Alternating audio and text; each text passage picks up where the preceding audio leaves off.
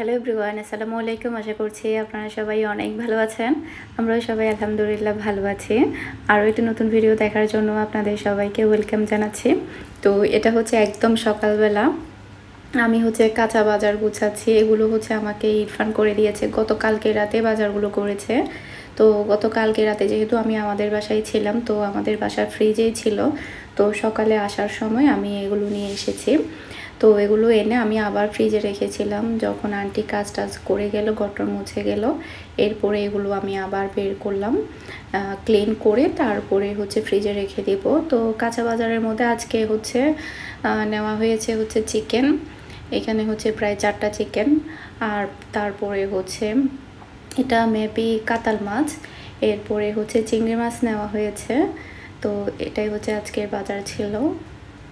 তো প্রথমে আমি যেটা করছি, কাতাল মাছটাকে একটু ভালোভাবে পরিষ্কার করে তারপরে আমি এটাকে ফ্রিজে রেখে দেব। এর কারণ যেহেতু মাছের মধ্যে অনেকটা রক্ত লেগে থাকে, মাছের রক্ত, যদি আমি রক্তসহ এটা রেখে দিই তখন দেখা যাবে মাছের ভিতরে ঢুকে যাবে। এই মাছটা তখন আর খেতে ভালো লাগবে না। সে কারণে আসলে মূলত এটা ঢুকিয়ে রাখা, ধুয়ে। তো আশা করছি আমার আজকের পুরো ভিডিওটা আপনাদের সবার কাছে অনেক ভালো লাগবে। আমার ভিডিও যদি আপনাদের কাছে ভালো লেগে থাকে, যারা এখনও আমার ইউটিউব চ্যানেলটি সাবস্ক্রাইব করেননি, প্লিজ আমার চ্যানেলটি সাবস্ক্রাইব করে নেবেন, আর ভিডিওর মধ্যে একটা লাইক দিতে ভুলবেন না। তো এখানে 1 কেজি চিংড়ি মাছ। এর আগেরবার যখন ইরফান 1 কেজি চিংড়ি মাছ এনেছিল, ওগুলো সাইজ একটু বড় ছিল, এবার এগুলো একটু ছোট ছোট। ওইবার এগুলো তো আপু ভাবি ওরা সবাই কেটে দিয়েছিল একদম, মানে কয়েকদিন জাস্ট আমার কাটতেই হয়নি, শুধুমাত্র নিয়ে আমি ক্লিন করে এরপরে জাস্ট আমি রান্না করেছি। এবারে এগুলো সবই কাটতে হবে, তবে আমি এখন কাটবো না, যেহেতু আমার দুপুরে একটু রান্না করতে হবে। আজকে খুব একটা বেশি রান্না নেই, আমার আগের মুরগির মাংস রান্না করা আছে। আজকে জাস্ট আমি ভাজি রান্না করব। তো হ্যাঁ, এখানে আমি বাটা মাছও নিয়েছি। ইরফান আমার বলেছিলাম যে একটু বড় বড় সাইজের বাটা মাছগুলো দেওয়ার জন্য, যেহেতু মিহি তেমন একটা মাছ খেতেই চায় না, টোটালি মাছ খেতে চাই না বললেই চলে। মাছ বললেই বলে যে আমি ভাত খাবো না।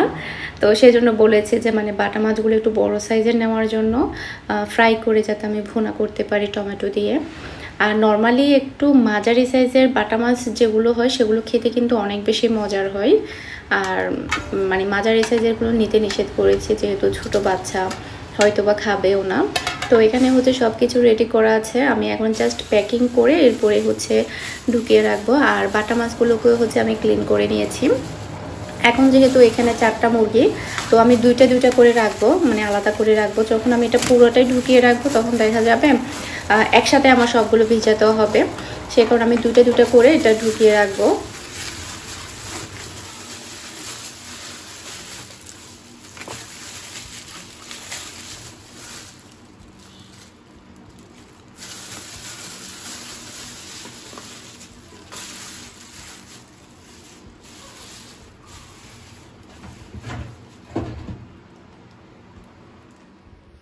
তো এখানে আজকে প্রায় আন্টি অনেকগুলো পরোটা তৈরি করেছে। তো একবার পরোটা তৈরি করলে একবার রুটি তৈরি করি, মানে একটু ডিফারেন্ট খাবার ট্রাই করি। কারণ সবসময় যদি আমি রুটি খাই তখন দেখা যাবে রুটির প্রতি আমার একটা বিরক্তি চলে আসবে। আবার সবসময় যদি আবার পরোটাই খাই তাহলে কিন্তু আবার খেতে ভালো লাগবে না। একটু অয়েলি খাবারও, পরোটাটা যেহেতু বানাতেও অয়েল লাগে, এরপরে ভাজতেও অয়েল লাগে, অনেকটা বেশি ফ্যাট হয়ে যাবে। সেই কারণে আমি একবারে পরোটা বানাই, ওটা খাওয়া হলে এরপরে পরের বার রুটি বানাই, আর রুটিটা খাওয়া হলে এরপর আবার পরোটা বানাই, এভাবে বানাই। আর আন্টি কিন্তু মাশাআল্লাহ অনেক ভালো রুটি আর পরোটা বানাতে পারে। পরোটাগুলো কিন্তু বেশ টেস্টি হয়, মানে খুব ভালোই লাগে। পরোটা খাওয়ার পর আর রুটি খেতে ইচ্ছে করে না, যেটা সত্য কথা। তারপরও মানে স্বাস্থ্যের কথা চিন্তা করে আসলে একবার পরোটা একবার রুটি বানাই আমি। তো এগুলোকে আমি জাস্ট নর্মাল ফ্রিজে রেখে দিব। বক্সের মধ্যে আমি নিচে একটা টিস্যু দিয়েছি, এরপরে উপরে একটা টিস্যু দিয়ে নর্মাল ফ্রিজে রেখে দেব, একদম ভালো থাকবে। তো আমার বাসা থেকে যে কাঁঠালটা এসেছিল গতকালকে না পরশু এসেছিল, তো এটা পেকে গিয়েছে। তো এটা আমাদের বাসা থেকে পাঠিয়েছিল ইরফানকে দিয়ে। তো আন্টিকে বলছিলাম, আন্টি এটা একটু কেটে দেন, আর আপনিও কিছু নিয়ে যান ছেলে মেয়ের জন্য। তো আন্টি আমাকে এটা কেটে দিচ্ছে।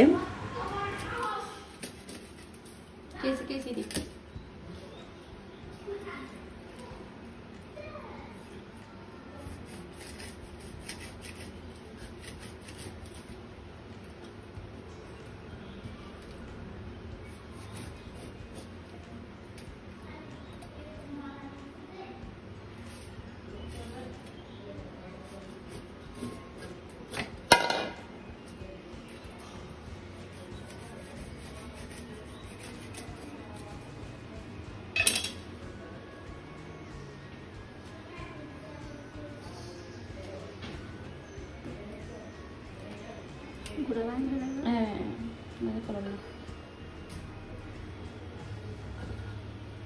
বড় আছে মেরিন হাটল তো সেই এই সেই হাটল একেবারে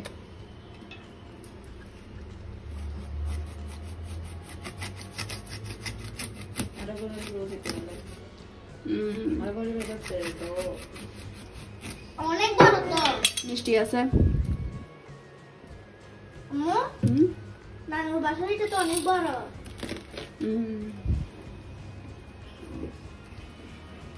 শোনো শোনো মিনহাও খাবে কাঁঠাল মিনহা যা মিনহা যাও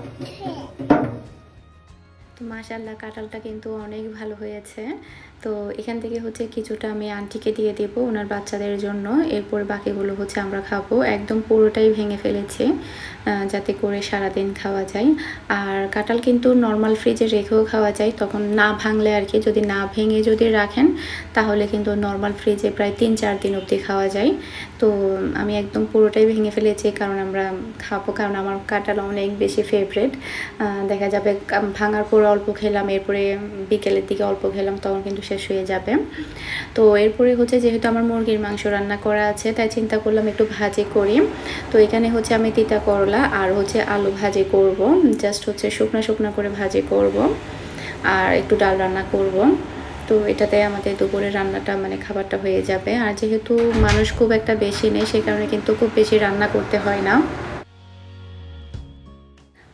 গত পরশুর ভিডিওতে আপনারা আমার ফার্নিচার দেখে অনেকেই কমেন্ট করেছেন আপনাদের সবার কমেন্ট আমি দেখেছি সবার কাছে কালারটা ভালো লাগেনি আসলে কালারটা একটু বেশি ব্ল্যাক করে ফেলেছে আমি টোটাল ওই দোকানে 5 পদের ফার্নিচার মানে বানাতে দিয়েছিলাম তো প্রথম তো 3টা আসলো তো ফার্নিচার দেখার পরে আমারও আসলে মনটা খারাপ হয়ে গিয়েছিল একদমই খারাপ হয়ে গিয়েছিল মানে একটু কালারটা একটু বেশি ব্ল্যাক করে ফেলেছে আমি এমনিতে ব্ল্যাক চেয়েছি তবে এত বেশি ব্ল্যাক চাইনি আমি ওনাদেরকে একটা ফার্নিচারের কালার দেখে নির্দিষ্ট করে দিয়ে এসেছিলাম আমার এক্স্যাক্টলি এই কালারটাই লাগবে তবে আসলে কি করার যেহেতু অর্ডার করা জিনিস এখন তো আমি আর ফেরতও দিতে পারবো না যেহেতু 3টা চলে এসেছে বাসার মধ্যে ওই 3টা আমি রেখে দিয়েছি বাকি যে 2টা ডাইনিং টেবিল আর হচ্ছে ড্রেসিং টেবিল ছিল তো আমি ভাইয়াকে বলেছি যে ভাইয়া আমি ওই 2টা ফার্নিচার নেব না আপনি অন্য কোথাও সেল করে দেন তো উনি আমাকে বলে যে আমি তো এগুলো আপনার জন্যই তৈরি করেছি এগুলো তো আসলে নেওয়া যাবে না তখন আমি ওনাকে বুঝাই যে ভাইয়া দেখেন আমি তো এই কালারটা চাই নাই আমি তো আর অন্য একটা কালার আপনাকে নির্দিষ্ট করে দিয়ে এসেছিলাম তবে আপনি এই কালারটা করে ফেলেছে আপনারও কোনো দোষ নেই এগুলোতে আপনি করেন নাই বা অন্য লোক দিয়ে করিয়েছেন এখন আমার ভালো না লাগে আমি কি এটা নিতে পারবো তখন উনি হয়তোবা এটা বুঝতে পারে ওনার ভুলটাও হয়তোবা বুঝতে পারে সে কারণে উনি বলে যে আচ্ছা ঠিক আছে আর লেনদেনের ক্ষেত্রে যেটা হয়েছে আমি কিছু টাকা পাবো তো সেটা মানে কথাবার্তার মাধ্যমে সমাধান হয়েছে তো আমি বাকি 2টা ফার্নিচার আর আমি ওনার কাছ থেকে নেইনি ওগুলো প্রায় কমপ্লিটই ছিল বলেছে যে আমাকে 1 সপ্তাহ পরে দিবে তখন আমি বলে যে ভাইয়া আমি ওগুলো নিব না আপনি অন্য কোথাও সেল করে দিন যেহেতু আমার কালারটাই পছন্দ হয়নি যেহেতু এই 3টা চলে এসেছে তাই আমি এই 3টা রেখে দিয়েছি তো আপনাদের সবার মতোই কিন্তু মানে ফার্নিচারের কালার আমার তেমন একটা ভালো লাগেনি আর ডিজাইনের ক্ষেত্রে একটু গরমিল হয়ে গিয়েছে ডিজাইন আমি একটু অন্যরকম দিয়েছিলাম তো সব মিলিয়ে আসলে আমার মনের মতো হয়নি আমার অনেক বেশি মন খারাপ ছিল যেটা কিনা আমি ভিডিওতে বলিনি এর মেন কারণ হচ্ছে আমার ভিডিও হয়তো বা ওনারাও দেখবে এখন আমি ভিডিওর মধ্যে কিছু একটা বলবো ওনারা যদি শুনে সেই জিনিসটাও কিন্তু খারাপ লাগবে আর ভাইয়ার সাথে যাকে আমি অর্ডার দিয়েছিলাম ওনার কথাবার্তা অনেক বেশি ভদ্র তো ওনার কাছে হয়তো বা খারাপ লাগবে উনি যদি আমার ভিডিওটা যদি কোনো প্রকারের দেখে সে কারণে আসলে আমি ভিডিওতে কিছু বলিনি যে আমি এরকম চাইনি বা এরকম হয়ে গেল বা আমার পছন্দ হয়নি যেহেতু আমি ওনাকে সরাসরি বললাম আবার যদি আমি ভিডিওতেও বলি সেই জিনিসটা হয়তো বা উনি যদি কোনো সময় শোনে সেই জিনিসটা ওনার কাছে অনেক খারাপ লাগবে সেই কারণে আসলে আমি ভিডিওতে কিছুই বলিনি যে আমি যেমনটা চেয়েছি ঠিক তেমনটা আমি পাইনি বানাতে দেওয়ার পরে তো যেহেতু আমি পাইনি সেই কারণে আমি বাকি 2টাও নেইনি সেগুলো কিন্তু আমি কিছুই বলিনি তো এমনিতে কিন্তু আহামরি খুব একটা খারাপ হয়নি ফার্স্ট টাইম যখন আমি দেখি এত বেশি মন খারাপ হয়ে গিয়েছিল যেটা আমি বলে বোঝাতে পারবো না। এরপরে এখন যখন আমি ইউজ করছি আমার কাছে আবার এত বেশি খারাপ লাগছে না, হয়তো বা দেখতে দেখতে ভালো লাগছে, মানে আমার কাছে ভালোই লাগছে এখন। মানে খাটটা ঠিক আছে কিন্তু ওয়ারড্রপ আর আলমিরা একটু বেশি মানে ভালো লাগছে না, কারণ বিট যেগুলো ছিল এখানে যে বিটগুলো দেখা যাচ্ছে এই বিটগুলো কিন্তু আমি দেইনি, এগুলো একদম প্লেনই থাকার কথা ছিল, একদম খুবই সিম্পল ডিজাইনটা থাকার কথা ছিল। এখানে যে বিট চলে এসেছে এটার কারণে আসলে আমার মূলত ভালো লাগেনি। তো আপনাদের সাথে আসলে আমিও একমত। তো কি করব, যেহেতু নিয়ে ফেলেছি, বাসার মধ্যে ফার্নিচারগুলো চলে এসেছে, আমি তো আর ফিরিয়ে দিতে পারবো না। তো চিন্তা করেছি যে এক ফার্নিচারে তো আমার জীবন যাবে না, দেখা যাবে মানুষ তো কয়েক বছর পর পরই ফার্নিচার চেঞ্জ করে, তখন আমিও আমার মনের মতো তখন ফার্নিচার নিয়ে নিব। তো আশা করছি আপনারা সবাই বুঝতে পেরেছেন। আমি শুধু দিয়েছি যে ফুলের ডিজাইন, তারপরে হচ্ছে সাইডের এই ডিজাইনটা দিয়েছিলাম, মাঝখানে যে বিটগুলো দেখা যাচ্ছে এগুলো আমি কিন্তু দেইনি। ওয়ারড্রপের ক্ষেত্রেও কিন্তু সেম। তো এখানে হচ্ছে ইরফান মিহিকে পড়াচ্ছে। ইরফান কিন্তু প্রতিদিন মিহিকে পড়াই, মানে আমাদের বাসায় থাকতেও পড়াই। তো মিহির পুরো দায়িত্ব কিন্তু ইরফানের কাছে। তো মিহির কিন্তু রেজাল্ট দিয়েছে, আপনাদের সাথে শেয়ার করব। তো এখানে হচ্ছে আমার বেশ অনেক কিছুই গোছানো হয়নি, প্রায় আমার অনেক কিছুই বাকি আছে গোছানোর। তো ওয়ারড্রপের ক্ষেত্রে ওয়ারড্রপটা ঠিক আছে, অত বেশি খারাপ লাগছে না, তবে আলমিরাটা একটু বেশি আমার কাছে খারাপ লেগেছে। তো কী করার, আমার কিন্তু মানে ডাইনিং টেবিল, এরপর হচ্ছে ড্রেসিং টেবিল আমি অন্য জায়গা থেকেই কিনবো।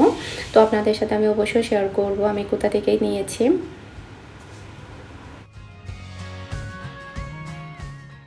এই রুমের মধ্যে আমি খুব একটা বেশি কিছু রাখবো না, এখানে শুধু মিহির পড়ার টেবিলটা থাকবে, ওভারড্রপটা থাকবে, এরপরে হচ্ছে ওভেনের একটা থাক থাকবে, যেহেতু আমার দুইটা ওভেনই আমি একটা থাকের মধ্যে রাখবো। থাকটা আমি বানাবো, আমি অলরেডি দেখেছি, একটু অর্ডার দিয়ে বানাতে হবে যেহেতু আমার বড় সাইজের ওভেন আছে।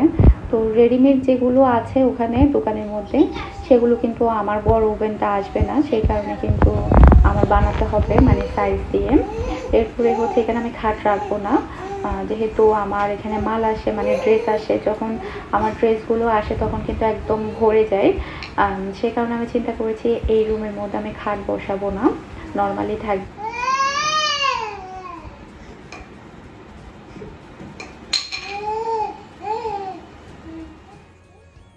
হাই এভরিওয়ান, আসসালামু আলাইকুম। আশা করছি আপনারা সবাই অনেক ভালো আছেন।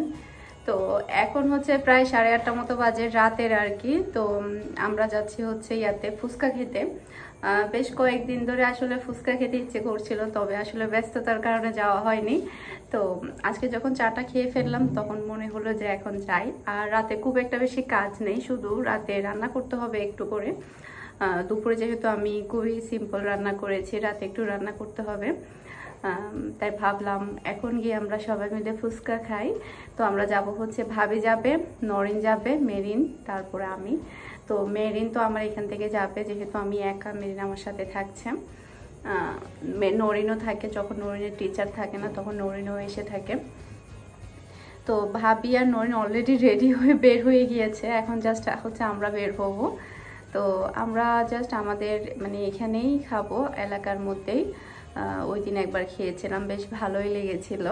তো এখন আবার যাচ্ছি। তো আশা করছি আজকের ভিডিওটা ভালো লাগবে, চলেন তাহলে যাই। তো এখন হচ্ছে আমরা বের হয়ে গেলাম। তো মূলত আমরা ফুচকাটা খাবো হচ্ছে 12 নম্বরে।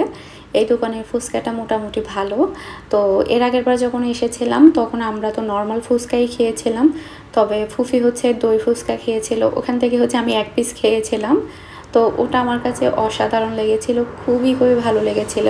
এর আগে কখনো দই ফুচকা আমার কাছে অত বেশি ভালো লাগেনি, যেটা সত্য কথা, যার কারণে কিন্তু আমি দই ফুচকা তেমন একটা পছন্দও করি না। তবে ওই 1 পিস আমার কাছে এত বেশি ভালো লেগেছে, আমি আজকে মূলত এসেছি দই ফুচকা খাওয়ার জন্য। তবে ভাগ্যক্রমে যেটা হয়েছে, ওদের কাছে এখন দই ফুচকাটা নেই, যেহেতু অনেকটা লেট হয়ে গিয়েছে। বলছে যে নর্মাল ফুচকাটাই হবে।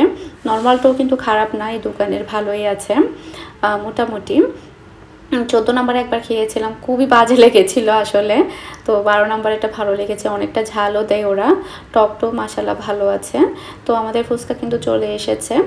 আর মানে ফুচকা জিনিসটা আসলে কয়েকদিন না খেলে তেমন একটা ভালো লাগে না। আর মিহিও কিন্তু এখন সবার সাথে তাল মিলিয়ে খাওয়ার জন্য ট্রাই করছে।